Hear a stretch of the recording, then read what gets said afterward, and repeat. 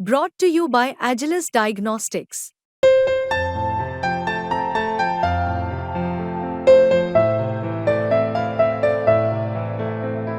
Agilus Diagnostics. Nashik शिक्षक मतदारसंघात इतिहास घडतोय। सलग दुसऱ्यांदा निवडून येण्याची किमया आपले उमेदवार जे आहेत महायुतीचे किंवा शिंदे सेनेचे त्यांनी ही किमया करून दाखवली। आपण त्यांनाच विचारा नेमकी ही किमया साध्य कशी झाली। ही किमया साध्य होण्याचं एक सोपं कारण आहे शिक्षकांची सातत्याने सेवा करणे, पाठपुरावा करणे, त्यांचं काम करणे आणि काम केल्यानंतर नक्कीच शिक्षक माझ्याबरोबर राहतील। मला असा आत्मविश्वास होता। मी 6 वर्ष काम केलं, त्याच्यामुळे शिक्षक सर्व माझ्याबरोबर राहिले, शिक्षक संघटना माझ्याबरोबर राहिली, त्याच्यामुळे आज मी आमदार झालो असं आपल्या माध्यमातून आपल्याला सांग। नाशिकात कधीही रिपीट आमदार झालेले नाही, तुम्ही मात्र ते सहज साध्य केलं। याच्या मागे नेमकं काय गमक आहे? याच्या मागे एकच महत्त्वाचं कारण आहे का ज्या शिक्षकांनी माझ्यासाठी कष्ट घेतले, ज्या शिक्षकांनी अहोरात्र कष्ट केले आणि त्यांच्या कष्टाला फळ यश आलं आहे असं नक्कीच मी सांगणार आहे। दुसरी गोष्ट, याच्याबरोबर राज्याचे मुख्यमंत्री एकनाथजी शिंदे साहेबांनी आमच्या शिक्षकांना 1160 कोटी रुपये देऊन आज राज्यातला साधारणतः 97% शिक्षक 20% पगार घेतो। हेही आमच्या शिक्षकांसाठी फार महत्त्वाची गोष्ट होती। त्याबरोबर जुनी पेन्शन योजना लागू करू हे डिसेंबरच्या अधिवेशनामध्ये राज्याचे मुख्यमंत्री यांनी सांगितलं होतं।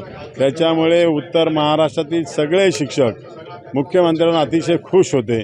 त्याच्यामुळे हा विजय माझा सहजगती सोपा झाला असं मला वाटतं।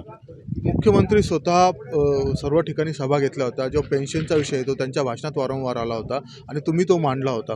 तर या सर्वांचं पुढे जाऊन फलित काय भेटणार शिक्षकांना? नाही, फलित काय भेटणार, साहेबांनी सांगितलं तर पेन्शन देतो, 26,412 लोकांना पेन्शन देतो, त्यातले 5,500 लोकांना शिंदे साहेबांनी पेन्शन दिलीच आहे। उरलेले 21,000 ते आता प्रोसेसमध्ये चालू आहे, अधिवेशन चालू आहे, अधिवेशनामध्ये त्याच्यावर चर्चा होणार आहे। तुमच्या समोर जे 2 उमेदवार होते, एक होते अजितदादा गटाचे, दुसरे जे कोल्हे होते त्यांचं बॅकग्राऊंड भाजपचं होतं आणि महाविकास आघाडीचे उमेदवार होते। सुरुवातीला असं मानलं होतं की महाविकास आघाडी एकत्र होती, त्यांची स्ट्रॉंग होईल, पण तुम्ही असं काय तुमचं नेटवर्क होतं की तुम्ही पक्षाच्या सपोर्टशिवाय, इतर पक्षांच्या सपोर्टशिवाय तुमचं यश साध्य केलं? नाही, मागच्या वेळेससुद्धा बघितलं असाल आपण, मला फक्त 18 दिवस या मतदारसंघात काम करायला मिळालं होतं, पण 18 दिवसामध्ये मी निवडून आलो। हे कशा मिळून आलो? हे माझे शिक्षक बांधव माझ्यासाठी अहोरात्र कष्ट करतात आणि त्यांच्या बळावर मी निवडून आलेलो आहे। आता तर मला 6 वर्ष मिळाल्यानंतर 6 वर्ष सातत्याने माझ्या शिक्षकांची मी सेवा केली, काम केलं, त्यांचं असंख्य प्रश्न त्यांचे सोडले। ह्या मतदारसंघामध्ये नवीन नवीन मी कल्पना आणले, शिक्षक दरबारसारखी कल्पना आणलेली, मीटिंग्स अरेंज करणं, अधिकाऱ्यांना एकत्र बोलवणं, राज्याचे आयुक्त सूरज मांढरे यांना सविचार सभेसाठी बोलवणं, ह्या सगळ्या गोष्टीचा प्रयोग केल्यानंतर सातत्याने शिक्षक माझ्या संपर्कात असल्यामुळे सर्वांनी माझ्यासाठी रात्रंदिवस कष्ट केले, त्यामुळे आज माझा विजय झाला असं मला आपल्याला सांगू शकतो। ही जी निवडणूक आहे ती आरोप प्रत्यारोपामुळे प्रचंड गाजली आहे, याच्यामुळे काय कारण असावं?